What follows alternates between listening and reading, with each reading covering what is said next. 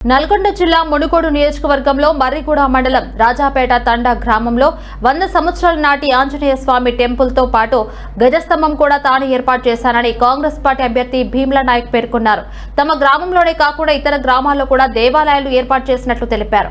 తన కృషి వల్ల గ్రామంలో మంచినీటి సమస్య లేకుండా చేయగలిగారని తెలిపారు. తమ ఎమ్మెల్యే కోమటిరెడ్డి రాజగోపాల్ రెడ్డి స్ఫూర్తితోనే తాము ప్రజలకు సేవ చేస్తున్నామని వెల్లడించారు. తాను సర్పంచ్ గా గెలిస్తే గతంలో చేసిన దానికంటే ఎక్కువ సేవ చేస్తానని హామీ ఇచ్చారు. బాగా గెలిపించాలని గ్రామ ప్రజలను కోరారు.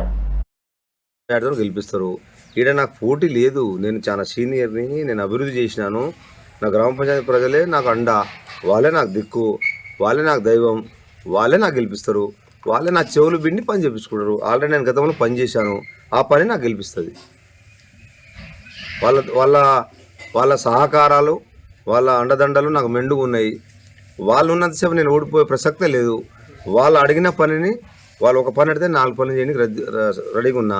ముఖ్యంగా ఈ గ్రామ పంచాయతీలో గతంలో చేసిన, నా తర్వాత నేను 2006 నుంచి 11 వరకు ఎంపీటీ చేసిన, నా తర్వాత గెలిచిన రాజకీయ నాయకులు కానీ, రాజకీయ పార్టీలు కానీ, అభ్యర్థులు కానీ ఎవరైనా చేసింది శూన్యం.